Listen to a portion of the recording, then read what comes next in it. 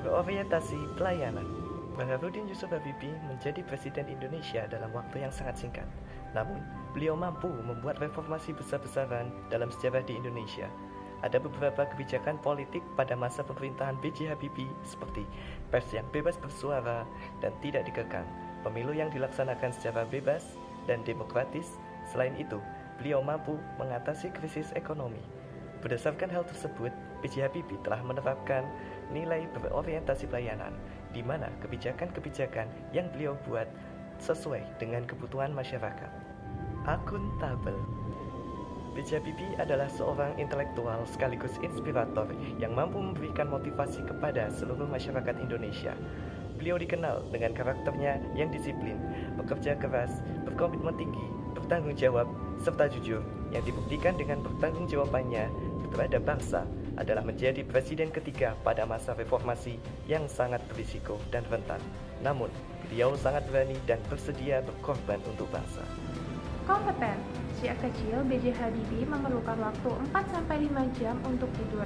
Sisanya beliau gunakan untuk memperhatikan keadaan sekitar dan kemudian menganalisisnya. Pola keseharian tersebut menjadikan beliau sosok yang cerdas dan memiliki wawasan yang luas.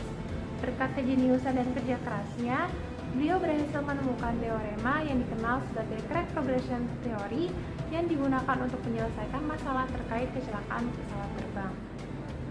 Harmonis.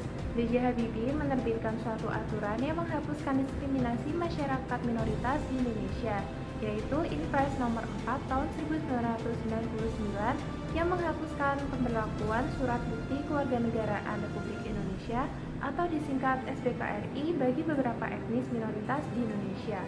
Perilaku tersebut mencerminkan nilai harmonis karena dengan adanya kebijakan tersebut masyarakat Indonesia menjadi rukun dan saling menghargai perbedaan. Selanjutnya, nilai loyal.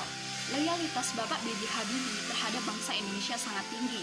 Ketika awal beliau berkarya, karyanya terkait aerodinamika lebih diakomodasi oleh bangsa lain yakni Jerman, sehingga beliau mendapatkan pekerjaan di sana. Namun, tahun 1974 ketika beliau dipanggil oleh Presiden Soekarno untuk kembali ke Indonesia, membangun Indonesia, beliau langsung bergegas pulang. Seperti kata-kata beliau yang dikutip dalam buku Habibie dan Ainun, sekalipun menjadi warga negara Jerman, kalau suatu saat tanah air memanggil, maka paspor akan saya robek dan akan kembali pulang ke Indonesia.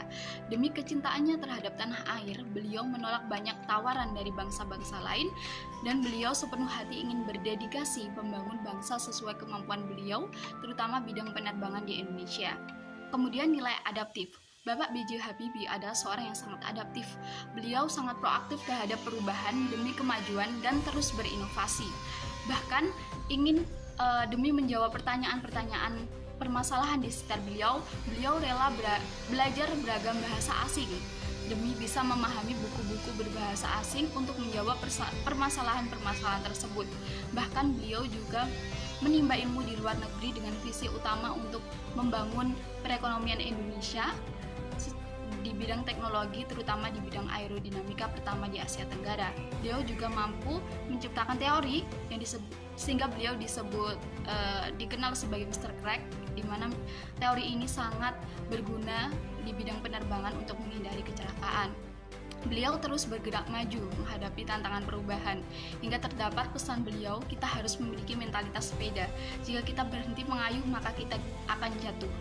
Kita harus terus berusaha bekerja menghadapi perubahan tantangan agar kita tidak tertinggal. Kolaboratif. B.J. Habibie berperan dalam perkembangan pesawat CN235. Untuk memudahkan perkembangannya, B.J. Habibie melakukan kerjasama antara PT IPTN dan CASA. Sejak kolaborasi antara PT IPTN dan CASA, CN235 resmi mengudara pada tanggal 11 Oktober 1973. Dan sampai sekarang 20 negara telah memesan pesawat CN235 tersebut. Oleh karena itu, menurut kami, sikap kolaboratif yang dimiliki B.J. Habibie ini bisa mewujudkan dirgantara Indonesia yang maju.